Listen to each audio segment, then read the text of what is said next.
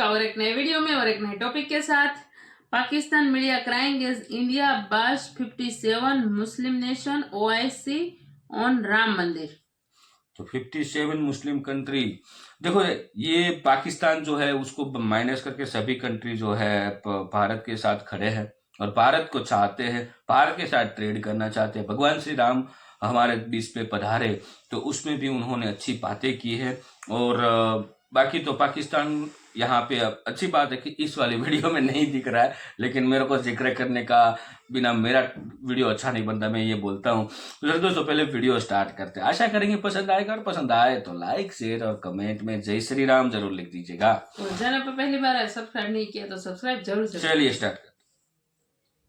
अब 57 सदस्यों वाले मुस्लिम देशों के सबसे बड़े संगठन ओआईसी ने भी अयोध्या में राम मंदिर के निर्माण पर अपना बयान जारी किया है और इस बयान को सुनकर ऐसा लग रहा है कि ओआईसी को राम मंदिर के निर्माण से काफी मिर्च लगी है। वो भी एक समय था जब कुछ लोग कहते थे कि राम मंदिर बना तो आग लग जाएगी। ऐसे लोग भारत के सामाजिक भाव की पवित्रता को नहीं जान पाए। किसी भी 57 इस्लामिक ममालिक में से किसी एक मुल्क ने, आप मुझे बताएं, जिसने ये कहा हो कि पायन ऐतोसंकी कीता है। मैं that's why I am saying कि ये आपको ये जो ट्रांसफॉर्मेशन है इसको समझने की जरूरत है और आपको देखना है तो how the world is responding India. Nobody is responding India the way Pakistan is responding. दुनिया भर से और भी बहुत मुबारकबादें भारत पहुंच रही हैं इस सिलसिले में और काफी लीडर्स की तरफ से जो है और दुनिया के और वो भी मुबारकबादें दी गई हैं इंडिया को, मोदी साहब को कि जनाब आपको बहुत बहुत मुबारकबाद। और लेकिन पाकिस्तान में जो है वो तो गुस्सा है और मिर्चें लग गई हैं और बहुत इसके ऊपर स्टेटमेंट भी जारी हुई है दफ्तर खारजा की तरफ से। 57 सदस्यों वाले मुस्लिम देशों के सबसे बड़े संगठन ओआईसी ने कहा है कि जिस तरह से सैकड़ों साल पुरानी बाबरी मस्जिद को ढहाकर उसकी जगह मंदिर बनाया गया है वो एक चिंता का विषय है। ओआईसी के मुताबिक राम मंदिर बनना एक खतरनाक बात है। देखिए हमारी तो आदत सी बन गई है कि हमें हर चीज में बोलना होता है और नेगेटिव ही बोलना होता है। कि वो कह रहे हैं कि खूब जलाओ और जितना हो सकता है ना बस जला के राख कर दो। वो कहते हैं कि जी इंडिया जो है सबसे पॉपुलस कंट्री है इस दुनिया में, लेकिन उसकी परमानेंट मेंबरशिप नहीं है। ये बहुत बड़ी स्टोरी है। जय हिंद दोस्तों आप लोगों को पता होगा भगवान श्री राम के मंदिर पर अभी तक जलने वाला सिर्फ एक ही देश था, वो था भिखारिस्तान और पाकिस्तान। लेकिन दोस्तों पाकिस्तान के अलावा ओआईसी ने भी भगवान श्री राम के मंदिर पर एक अभद्र टिप्पणी की। ओआईसी मतलब ऑर्गेनाइजेशन ऑफ इस्लामिक कंट्री, जिसमें यह 57 मुस्लिम देश हैं। उन्होंने दोस्तों कमेंट किया कि भारत के लोकतंत्र के लिए यह बहुत बड़ा खतरा है। अब इन 57 मुस्लिम देशों से कौन कहे कि तुम जितने के जितने मुस्लिम देश हो, तुम्हारे इधर तो खुद लोकतंत्र खत्म है, मर चुका है लोकतंत्र। या तो सैनिक शासन है या तो फिर एक पार्टी एक किंग का रूल है। कोई भी इस्लामिक स्टेट उठा के देख लो, पाकिस्तान में सैनिक शासन, इसके बाद यमन, सीरिया, यहाँ सब पे जो है एक ही रूलर है। तो भाई तुम्हारे इधर कौन सा लोकतंत्र है?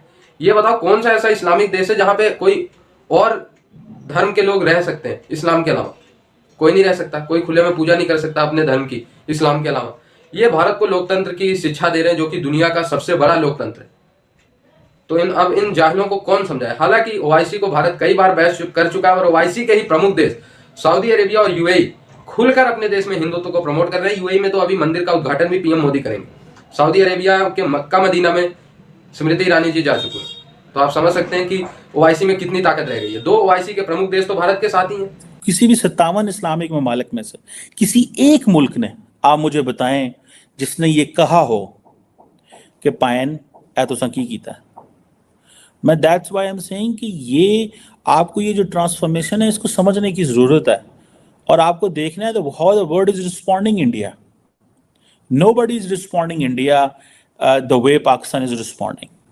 सो ये चीज़ें हैं ऑब्वियसली, क्योंकि हमारी सारी जो है वो एक हिस्ट्री यूनाइटेड है और फिर ख़ासतौर पे बाबरी मस्जिद के ऊपर पाकिस्तान ने एक पोजीशन ली रखी हुई है।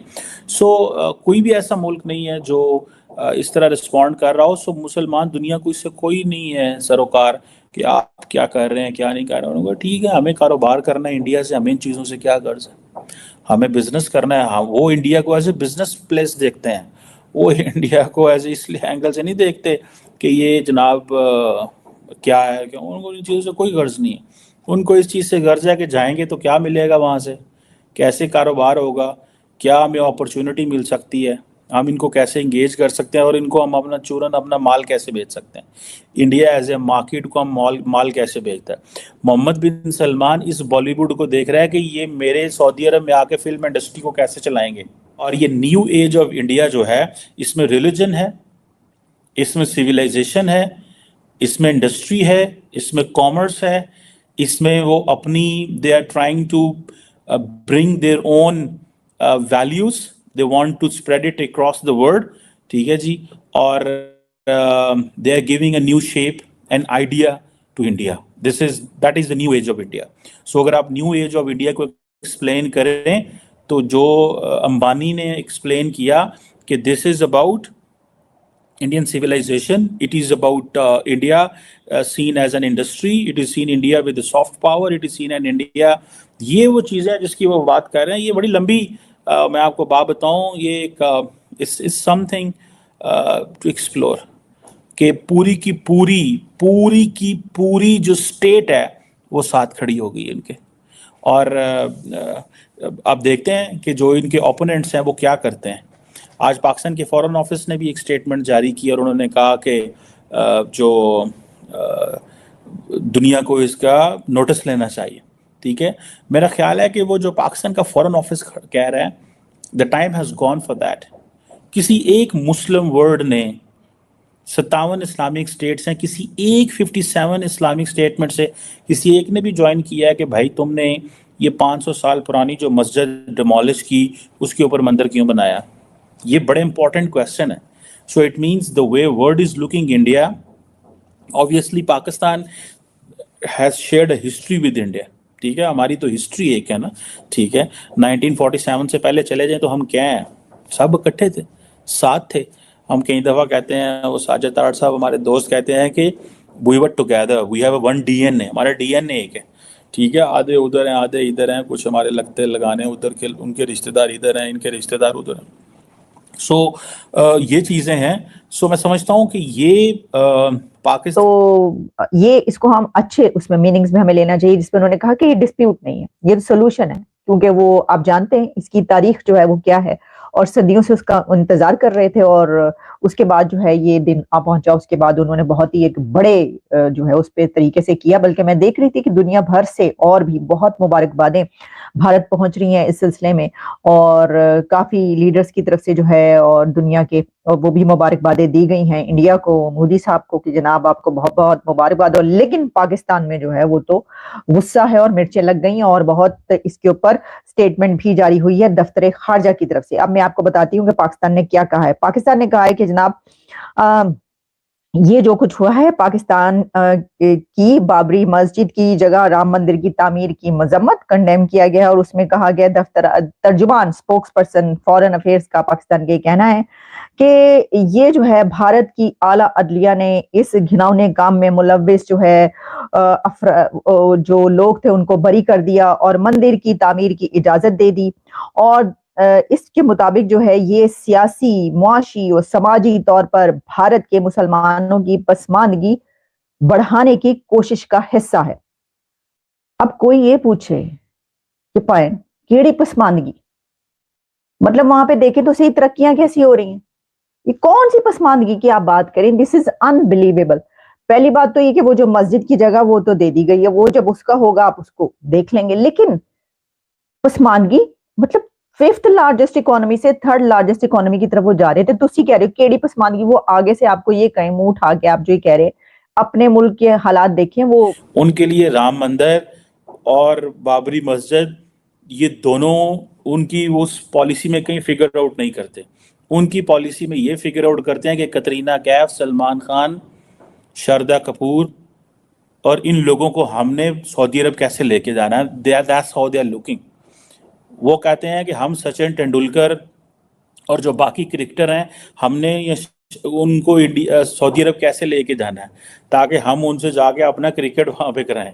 अगर तो सऊदी अरब और मोहम्मद बिन सलमान और ओआईसी ने कोई स्टेटमेंट जारी की तो मुझे भी बताइएगा। So I think that's a complete different world in India. बिल्कुल डिफरेंट चीज़ है इसको समझने की ज़रूरत है। इसको जितना जल्दी समझेंगे, जितना ज़्यादा अच्छे तरीके से समझेंगे और इसके क्या प्लस माइनस हैं, इनको समझें, जानने की ज़रूरत है। मैं ज़ाती तो दोस्तों जहां थैंक यू दोस्तों वीडियो को यहाँ तक देखने के लिए। और ओआईसी वही है जो पूरे 57 मुस्लिम कंट्री है उसका एक ऑर्गेनाइजेशन है और इसका पूरा नाम है ऑर्गेनाइजेशन ऑफ इस्लामिक कॉरपोरेशन या तो इस्लामिक कंट्री, ऐसा कुछ है नाम, ठीक है।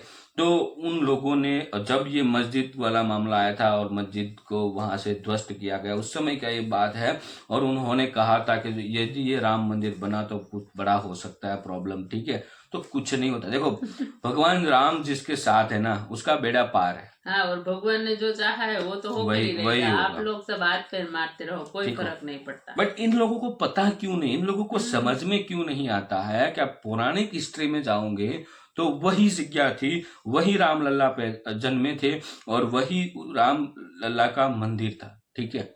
और उनको ही बाबर ने गिरा के एक मस्जिद बनाई, बाबरी मस्जिद। अब ये बाबर एक नंबर का ऐसा था ना, देखो ये बाबरी है ना, बाबरी, ये मस्जिद हालांकि ज्यादातर मस्जिद जो है अल्लाह के किसी पैगंबर, मेरे को नहीं पता, लेकिन उस नामों से होती है। लेकिन ये बाबरी मस्जिद क्यों थी?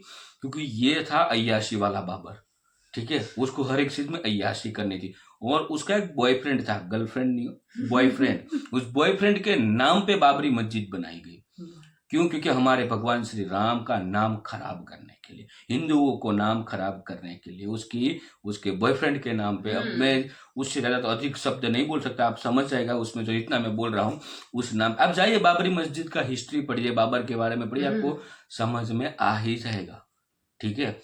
तो हिस्ट्री देखिए फिर ये बयानबाजी कीजिए कि ये बन गया मंदिर तो अभी तो खतरनाक हुआ है। ये लोग ये क्यों नहीं बोल रहे हैं ओआईसी वाले कि पाकिस्तान में कितने सारे हमारे हिंदू मंदिर थे उन सबको गिरा दिया, वहां पे कहाँ गई थी ये ओआईसी? हाँ, और चर्च अभी लेटेस्ट में चर्च को जला दिया और जला दिया, वो सब क्यों? कहाँ गई थी ओआईसी तभी? हाँ, ये देखो ये भारत है, ओआईसी जो भी हो ये भारत है, ये नया भारत है। सरकार जवाब दे या ना दे उसके पहले भारत की आवाम जवाब दे दी। हाँ, आपको मिर्च लगे तो लगे, इसमें हम कुछ क्या फर्क नहीं पड़ता, ठीक है। हम सत्य है ना दोस्तों, जब भी हम सत्य की राह पे चल रहे हैं, हम सत्य के नजदीक, या तो हम खुद सत्य है, तब किसी से भी मत डरो, इज्जत से बोलो, किसी से भी मत डरो। जब आपको अच्छा कार्य कर रहे हो और ऐसा कार्य जो कार्य करने से बाकी लोगों को उससे फायदा है, बाकी लोगों से उससे अच्छा अनुभव महसूस होता हो, ठीक है, तब आप किसी से मत डरो। और जब आप सत्य पे हो तभी भी आप किसी से मत डरो। देखा जाएगा जो होगा वो, सत्य हो तो सत्य बोलो, बट हाँ झूठ हो तो फिर उसके लिए तो मैं भी स्ट्रांगली बोलूंगा, झूठ की कोई जगह नहीं है कहीं पे भी, भगवान के पास भी झूठ की जगह नहीं है। इतने में आप समझ जाइए। बाकी दोस्तों वीडियो कैसी लगी है कमेंट में लिखकर जरूर बता दीजिएगा। फिलहाल हम आपसे विदाई ले रहे, मिलेंगे और एक नए वीडियो में आपके साथ। टिल देन जय हिंद, जय भारत।